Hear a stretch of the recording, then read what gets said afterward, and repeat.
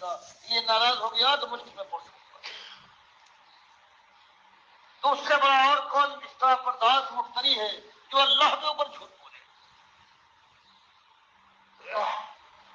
تو اس طرح سے قوم کے اندر ان کی کشمکش برپا ہوئی۔ مالک ایک ایک بات پر ناولوں کی طرح سے بیان نہیں کرتا کہ پھر یہ معاملہ ہوا اور پھر یہ معاملہ ہوا، اپنے پر چھوڑ دیتا ہے آگے کی اور باتوں سے کہ خود تم قیاس کر لو۔ جب قوم کے اندر انہوں نے یہ آواز اٹھائی ہے کہ کھلچل مچ گئی اور سارے طبقات کے اندر تلازم برپا ہو گیا، یہ نوجوان تھے اکٹھا ہوئے،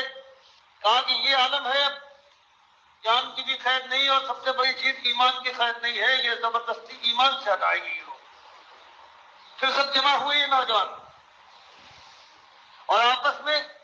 بات چیت کرنے کے بعد یہ کہا گیا کہ وہ اسی تدل ہوں کہ بھائیوں جب تم نے چھوڑ دیا ہے اپنی قوم کے لوگوں کو، اپنے عزیزداروں کو، اپنے پڑوسیوں کو، اپنے بادشاہ، پوری قوم کو تم نے چھوڑ دیا خالد اللہ کے لیے، کیونکہ وہ مشرک ہیں اور تم مومن، اور وما یعبدون الا اللہ، اور جو اللہ کو چھوڑ کر جن کی یہ پوجا کرتے ہیں ان سب سے تم کرارا کش ہو گئے ہو، اعلان برات کر دیا ہے کہ کوئی ثبوت نہیں ہے ان کی خدائی کا، یہ باطل باتیں ہم نہیں مانیں گے۔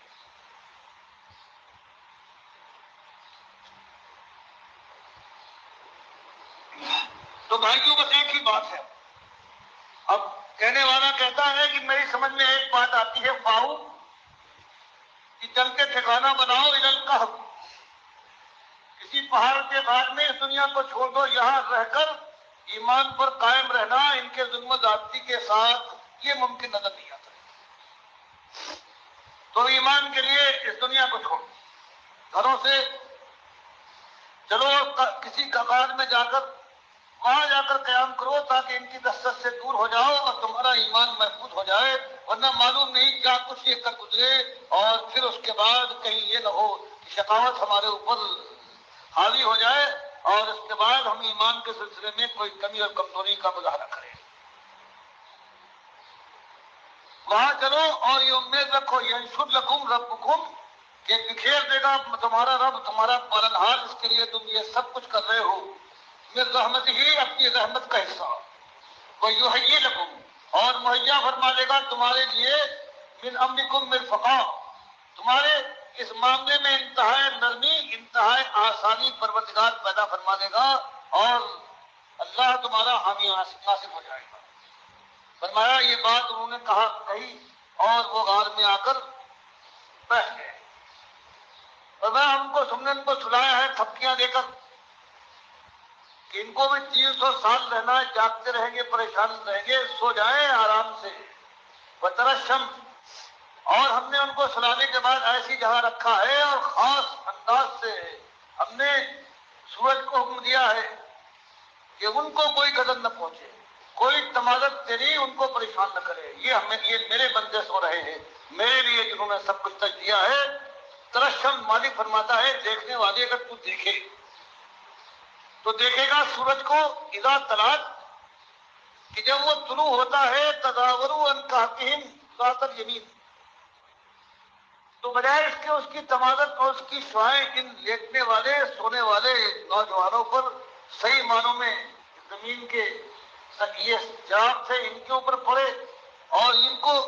گرمی کی تکلیف ہو تو وہ ہٹ جاتا ہے، اس غار کے منہ پر پہنچنے کے بعد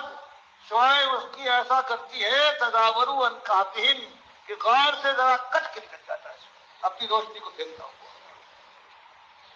ذات الیمین ظاہری طرف۔ وَإِذَا غَرَبَتْ اور جب رات کو شام ہونے لگتی ہے ڈوبنے لگتا ہے تو اس کی شعائیں افغار کو تخذہم ذات الشمال وہ بھی اپنی شعاؤں کو کھینچ لے جاتا ہے،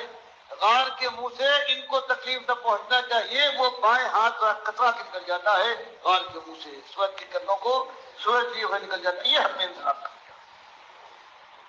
وہم فی فجوۃ من اور جو سوراخ غار کا ہے وہ اس کی جگہ پر جو خالی جگہ ہے اس میں ہم نے ان کو آرام کے لیے بٹھا دیا ہے۔ ذالک من آیات اللہ یہ اللہ کی نشانیاں ہیں. مالک کا وعدہ ہے کہ وہ مومنین کو اللہ ان کے لیے رستگاری کا راستہ ہموار کر دے گا. پروردگار ان کے لیے ان کا حامی و ناصر بنے گا اور وہاں سے مخرج ان کو دے گا کہ جہاں کہیں خروج کی جگہ نظر نہ آتی. یہ اللہ کی نشانی ہے. اللہ کا وعدہ پورا ہوا کہ مالک کس طرح کر سکتا ہے کہ انسان کو سینکڑوں سال تک سلائے رکھے.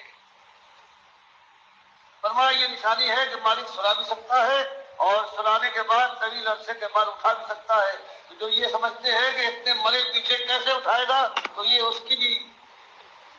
کا جواب بھی ہے کہ مالک جب چاہے 300 سال سلا کے جب جگا سکتا ہے تو اس کے بعد موت کے بعد پھر زندہ کرنا چاہے تو کیوں اس کے بس بات نہیں ہے. لیکن مالک فرماتا ہے یہ بات تو صاف ہے، اللہ کی آیت و نشانی ہے، لیکن اللہ انہی کو ہدایت دیتا ہے. میں ہدایت اللہ جس کو توفیق دے دے، جس کے دل کے اندر گھمنڈ اور غرور کی تو ہر دمی دنیا داری کا نشہ جس کے اوپر چھایا نہ ہو وہ المحتد، تو وہ مالک کی رحمت سے ہدایت یافتہ ہو جاتا ہے، وہ اس بات کو پا لیتا ہے.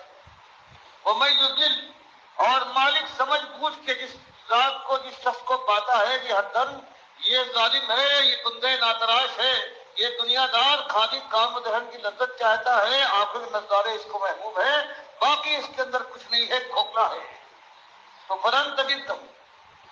تو اس کو مالک چھوڑ دیتا ہے اس کی راہ پر، جہاں جانا چاہے بھٹکتا پھر.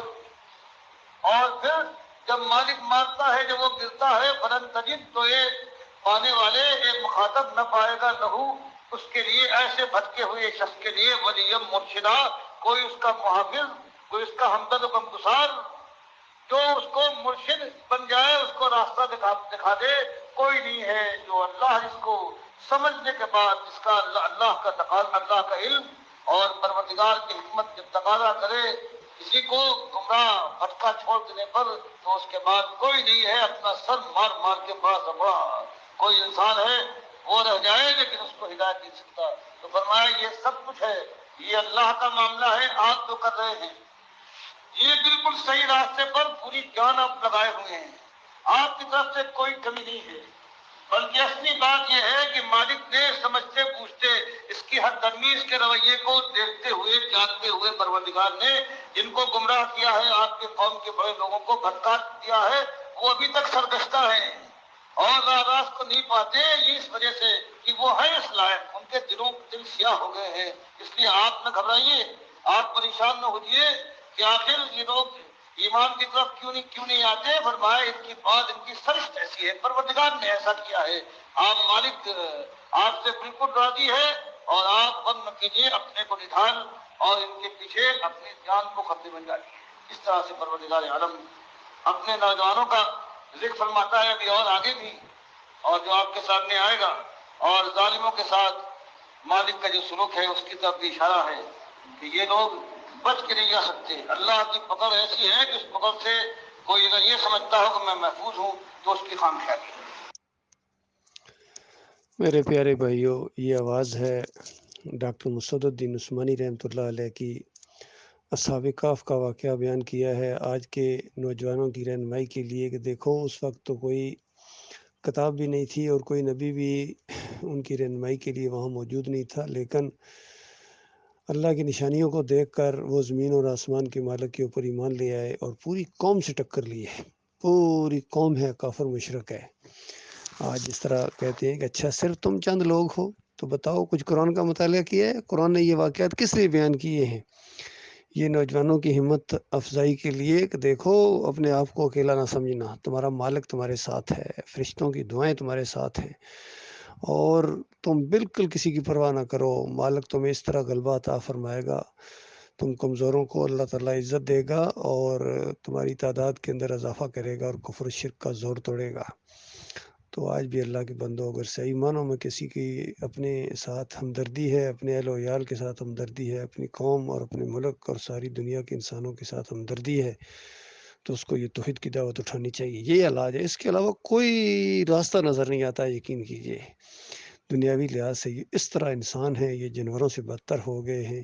عقل حیران ہے. جہاں کہیں سوشل میڈیا دیکھو، خبریں سنو یا اخبار یا جو بھی ہے، جدھر سے بھی کچھ بات سنو یہی ہے. ہر طرف افراتفری ہے، نفرتیں ہیں، گالی گلوچ ہے، بے حیائی ہے، بے شرمی ہے، اور کفر و شرک ہے جو اللہ کے لیے گالی ہے۔ تو اللہ کے بندو، جب تک اللہ کے اوپر بھروسہ کر کے اس راستے میں قدم نہیں ڈالو گے، اور بالکل کشیاں جلا کے کسی کی طرف نہیں دیکھنا ہے، اپنے ایمان کو بچانا ہے۔ اپنے ایمان کو بچانا سب سے نمبر 1 مسئلہ ہونا چاہیے، اور اس کے لیے جہاد کرنا ہے، اللہ کے راستے میں توحید کی دعوت دینی ہے، اور رد شرک کرنا ہے، اور کفر پہ طاغوت کرنا ہے جنہوں نے اللہ کے دین کو بگاڑا ہے، چاہے یہ صوفیہ ہوں، چاہے یہ مسلک پرست ہوں، بریلوی ہوں، دیوبندی ہوں، اہل حدیث ہوں، سلفی، ان کے اکابرین ہوں، ان کے بانی ہوں، فخر کے ساتھ کہتے ہیں یہ ہمارے بانی ہیں، قاسم نانوتوی ہیں، یہ اعلیٰ حضرت ہیں، اور جب ان کی کتابیں اٹھا کر دکھائی جاتی ہیں کہ یہ آپ کے بانی ہیں، آپ کے بڑے ہیں، یہ تو کفر شرک پھیلا کے گئے ہیں، تو اس کے بعد پھر کہتے ہیں کہ ہمارے بڑوں کو، ہمارے اکابرین کو، تو ان کے دلوں میں اللہ کا کوئی وقار نہیں ہے۔ تو جب تک ان کی ہوا اکھیڑ نہ دی جائے، مسافر کو راستہ نظر نہیں آ سکتا ہے۔ یہ راستے میں حائل ہیں، یہ روڑے ہیں، جب تک ان کو ٹھوکر کے ساتھ عزت اور احترام کے ساتھ نہیں، ٹھوکر کے ساتھ ان کو جب تک ہٹایا نہیں جائے گا، کوئی خیر نہیں آ سکتی، کوئی مثبت تبدیلی نہیں آ سکتی۔ اللہ تعالیٰ غور و فکر کرنے کی توفیق عطا فرمائے۔